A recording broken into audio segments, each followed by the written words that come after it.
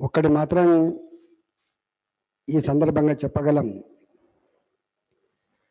తొలిసారి ఒక ఆదివాసీ మహిళ అత్యున్నత స్థానమైనటువంటి రాష్ట్రపతి పదవిని అధిష్ఠించిన సందర్భంలో ఈ రాష్ట్రంలో తెలంగాణ రాష్ట్రం ఏర్పడితే గిరిజనులకి రాజ్యాంగబద్ధంగా వచ్చే రిజర్వేషన్లు ఏవైతే ఉన్నాయో ఇస్తానని చెప్పి మేనిఫెస్టోలో పెట్టి ఇస్తానని చెప్పి ప్రగల్భాలు పలికి ఇప్పటి వరకు ఆ గిరిజనులకు దక్కాల్సినటువంటి రాజ్యాంగబద్ధంగా రావాల్సిన రిజర్వేషన్ ఏది దక్కలేదో ఖచ్చితంగా ముర్ము గారి ద్రౌపది ముర్ము గారి చేతుల మీదుగా రేపు భారతీయ జనతా పార్టీ ఇక్కడ అధికారంలో రాబోతుంది. కాబట్టి వాళ్ళ జనాభా తగ్గట్టుగా 9% పైబడి రిజర్వేషన్లు తప్పకుండా సాధిస్తుంది భారతీయ జనతా పార్టీ, గిరిజనులకు అందిస్తుంది.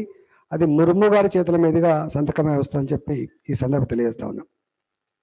రెండవది, ఇంత గొప్ప దార్శనికత ప్రదర్శిస్తున్నటువంటి ఈ ప్రధానమంత్రి గారికి పార్టీలకు, జెండాలకు, సిద్ధాంతాలకు అతీతంగా గెలిపించుకోవాల్సిన బాధ్యత అందరి మీద ఉండే. కానీ ఇక్కడ ఉన్న ఈ ప్రభుత్వం, కేసీఆర్ గారి ప్రభుత్వం సంకుచితమైన ధోరణిలో, మరి కురుస మనసులు ఎవరు, సంకుచితమైన వాళ్ళు ఎవరు, బ్రాడ్గా లేని వాళ్ళు ఎవరు ఇలా అర్థమైపోతా ఉంది.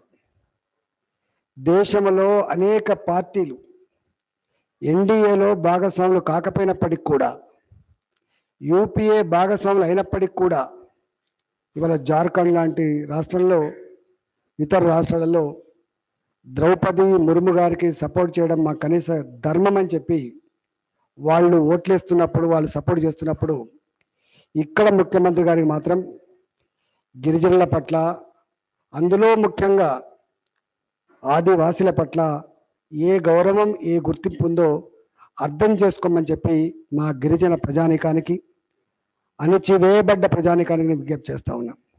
నేను మొన్ననే ప్రెస్ మీట్లు చెప్పిన, ఒకవైపేమో నరేంద్ర మోడీ గారి ప్రభుత్వం, నరేంద్ర మోడీ గారు ఆదివాసీల గురించి, గిరిజనుల గురించి, వాళ్లకు రాజ్యాధికారం వస్తేనే, వాళ్ళకు సముచిత ప్రాంతం ఉంటేనే ఇవాళ వాళ్ళ బతుకులు బాగుపడుతుందని చెప్పి భావించి పనిచేస్తూ ఉంటే, గిరిజనులు తాత, తండ్రి, కొడుకులు సాగు చేసుకుంటున్న భూముల్ని గుంజుకొని ఆ మహిళల మీద, పిల్లల మీద, గిరిజనుల మీద ఎంత దుర్మార్గాలు చేస్తూ ఉన్నారో ఫారెస్ట్ డిపార్ట్మెంట్ వాళ్ళు, పోలీసులు ఎంత దుర్మార్గం చేస్తూ ఉన్నారో అవన్నీ కూడా కన్నీళ్ళు పెట్టిస్తూ ఉన్నాయి, కదిలిస్తూ ఉంది సభ్య సమాజాన్ని.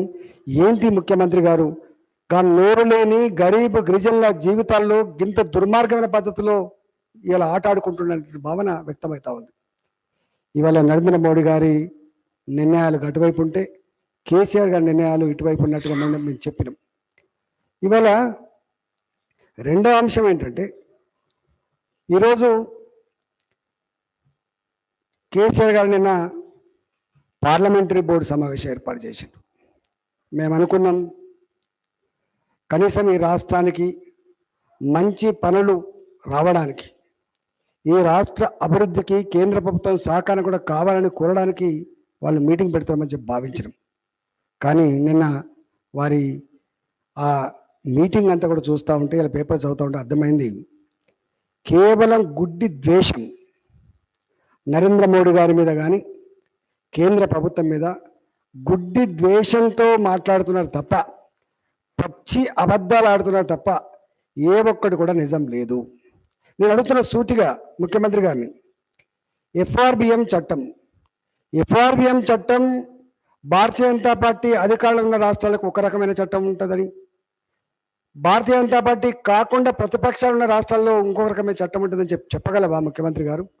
ఎఫ్ఆర్బిఎం చట్టం ఈ దేశంలో ఉన్న 29 రాష్ట్రాలకి, అధికారంలో ఉన్న, అధికారంలో లేకపోయినా, ప్రతిపక్షాలు ఉన్న అన్ని పార్టీలకి ఒకే చట్టం ఉంటుందన్నటువంటి ఇంకిత జ్ఞానం కూడా నీకు లేకపోతే ఎట్లా అని చెప్పి అడుగుతున్నా. రెండవది, ఇవాళ ట్యాక్స్ డెవల్యూషన్లో కూడా కేంద్ర ప్రభుత్వం అలకేట్ చేయదు. ఇలా 14th finance commission, 15th finance commission. Finance commission ఆ రాష్ట్రాల యొక్క స్థితిగతులను బట్టి అనేక రకాల పారామీటర్స్ ఉంటాయి. Green coverage, literacy, health conditions, ఆర్థికపరమైన గ్రోత్, ఇవన్నిటి మీద ఆధారపడి వాళ్ళకు ట్యాక్స్ డెవల్యూషన్లో వాటా నిర్ణయిస్తారు. కమాండ్ ఆంధ్రప్రదేశ్ ఉన్నప్పుడు ఈ రాష్ట్రానికి ఆనాడు 2.9 పైన ట్యాక్స్ డెవల్యూషన్ వస్తే తెలంగాణ రాష్ట్రానికి 2.4 పైన అలొకేట్ చేసింది ఫైనాన్స్ కమిషన్. దాని ప్రకారమే వస్తుంది. ప్రతి నెల టంచన్గా ఆ చట్ట ప్రకారంగా ట్యాక్స్ డెవల్యూషన్ బాజాప్తా వచ్చి చేరుతుంది. ఒక్క రోజు కూడా లేట్ అయ్యేటువంటి ఆస్కారం లేదు. అది కేంద్రం చేస్తుంది. ఇవాళ మూడో అబద్ధం ఆడండి. ఇవాళ మూడో అబద్ధం ఏంటంటే కేంద్ర ప్రభుత్వ పరంగా ఉండేటువంటి ఎంప్లాయ్మెంట్ గ్యారెంటీ స్కీమ్ కింద వచ్చే నిధులు ఏవైతున్నాయో, ఈజీఎస్ నిధులు ఏవైతున్నాయో, నరేగా కింద వచ్చే నిధులు ఏవైతున్నాయో దాని మీద కూడా ఏదో ఆడిట్ చేస్తున్నాడని చెప్పి ఎంత తప్పుడు ప్రచారం అంటే, నరేగా వచ్చినప్పటి నుంచి ప్రతి సంవత్సరం కూడా ఈ డబ్బులు ఎట్లా ఖర్చు అవుతున్నాయి, దానివల్ల ఏ రిజల్ట్ వస్తూ ఉంది, ఆశించిన ఫలితాలు వస్తున్నాయా లేదా, సోషల్ ఆడిట్ అంటారు దాన్ని. ఎమ్మెల్యే తెలుసు, మరి ప్రజలకు తెలియకపోవచ్చు కానీ సర్పంచ్లకు తెలుసు, ఎంపీటీసీలకు తెలుసు, లోకల్గా ఉండే ప్రజాప్రతినిధులకు అందరూ కూడా తెలుసు. నరేగాలో ఖర్చు పెట్టబడ్డ ప్రతి పైసా సోషల్ ఆడిట్ జరగబోతుంది. కారణం ఏంటంటే పేదల కోసం ఇచ్చిన డబ్బు కాబట్టి, ఆ డబ్బు దుర్వినియోగం కావడానికి వీలు లేదు కాబట్టి, అనేక రకాల ఈ అమలవుతున్న సందర్భంలో అనేక రకాల అనుభవాలు వచ్చిన తర్వాత దాంట్లో ఎక్కడెక్కడైతే ఈ లీకేజ్ ఉన్నాయో అవన్నీ కూడా అరికట్టి నేరుగా ఇవాళ ఎవరైతే పనిచేస్తున్న అకౌంట్లకు డబ్బులు పోయేటువంటి స్థాయికి అలా ఎదిగిన తర్వాత దీంట్లో ఇవాళ కేంద్ర ప్రభుత్వం దీన్ని కూడా ఎగబెట్టే ప్రయత్నం చేస్తుందని చెప్పి మాట్లాడుతున్నాం. నేను అడుగుతున్నా ముఖ్యమంత్రి గారు, ఇవాళ నరేగాలో లేబర్ కాంపోనెంట్ ఉంటుంది. దాంట్లో రెండో కాంపోనెంట్ ఉంటుంది, మెటీరియల్ కాంపోనెంట్. ఈ మెటీరియల్ కాంపోనెంట్లో నేను అడుగుతున్నా, ఇవాళ మీరు ఏ సోకులైతే గ్రామీణ ప్రాంతాల్లో చేసినామని చెప్పుకుంటున్నారో, గ్రామ పంచాయతీ బిల్లులు కావచ్చు, మహిళా సంఘ భవనాలు కావచ్చు, శ్మశాన వాటికలు కావచ్చు, ఇవాళ హరిత హారం కావచ్చు, ఇవన్నీ రైతు వేదికలు కావచ్చు, గ్రామీణ ప్రాంతాలలో ఇవాళ మీరు ప్రజలకు చూపిస్తున్న ప్రగతి అంతా కూడా నరేగాలో మెటీరియల్ కాంపోనెంట్ వల్ల వస్తున్న వాస్తవమా కాదా? మీరు వేస్తున్న రోడ్లు, మీరు కడుతున్న మోరీలు కూడా ఇవన్నీ కూడా అక్కడి నుంచి వస్తున్నాయి. ఇవాళ మీరే స్వయంగా చెప్పిండ్రు. ఎంత అబద్ధం అంటే, ఇలా 3,900 కోట్లను కూడా నాకు తెలిసి మనం ఎంత ఖర్చు పెట్టుకుంటే ఆ ఖర్చుకు అనుగుణంగా వచ్చే సంవత్సరం నరేగాలో డబ్బులు కేటాయించేటువంటి ఆస్కారం ఉన్నది అనే విషయం మీకు తెలియదా? డే టు డే నరేగాని బాగా వాడుకుంటే ఎక్కువ డబ్బులు వచ్చినాయన్నమాట వాస్తవం.